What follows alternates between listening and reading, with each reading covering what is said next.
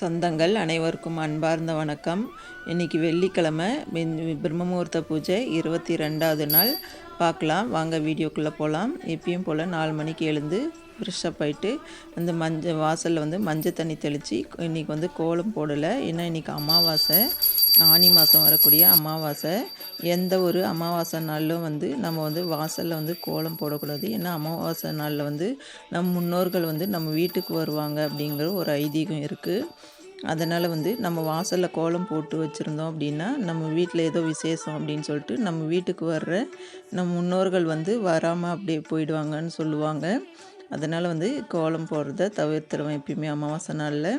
அதுக்கப்புறம் நிலைவாசலில் தீபம் ஏற்றி பூஜை பண்ணிக்கிட்டேன். அப்புறம் சாமி படத்துக்கெல்லாம் பூ வச்சு தீபம் எல்லாம் ஏற்றி வச்சுருக்கிறேன். இப்போ சாம்பிராணி காமிச்சிக்கலாம்.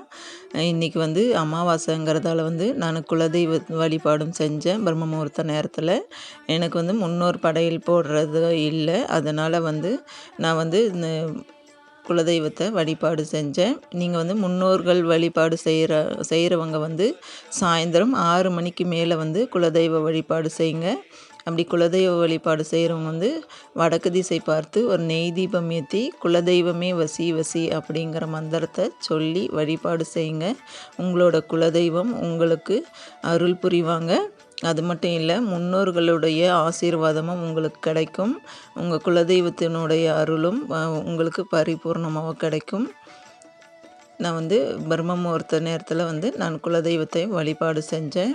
குலதெய்வ கோயிலுக்கு பக்கத்தில் இருக்குது, போக முடியும்னு நினைக்கிறவங்க கண்டிப்பாக குலதெய்வத்துக்கு போயிட்டு வழிபாடு செஞ்சுட்டு வாங்க. உங்களுக்கு நல்லது நடக்கும். அது மட்டும் இல்லை, இன்றைக்கி அமாவாசை நாளில் அதாவது பசுமாட்டுக்கு அகத்திக்கீரை வாங்கி கொடுங்க. அப்படி இல்லை அகத்திக்கீரை கிடைக்கல அப்படின்னும்போது பச்சரிசியும் வெல்லமும் மிக்ஸ் பண்ணி பசுமாட்டுக்கு கொடுங்க. நமக்கு முன்னோர்கள் சாபம் ஏதாவது இருந்தாலும் அது படிப்படியாக குறைஞ்சிட்டு வரும். நம்பிக்கை இருக்கிறவங்க இதெல்லாம் செய்யுங்க. இந்த வீடியோ இப்போ தான் நீங்கள் முதல் முறையாக பார்க்குறீங்க அப்படின்னா மறக்காமல் இந்த சேனலை சப்ஸ்கிரைப் பண்ணி சப்போர்ட் பண்ணுங்கள் ஃப்ரெண்ட்ஸ். அது மட்டும் இல்லை, இந்த வீடியோ பிடிச்சிருந்தது அப்படின்னா லைக் கொடுங்க. உங்கள் ஃப்ரெண்ட்ஸ் அண்ட் ஃபேமிலிக்கும் ஷேர் பண்ணுங்கள்.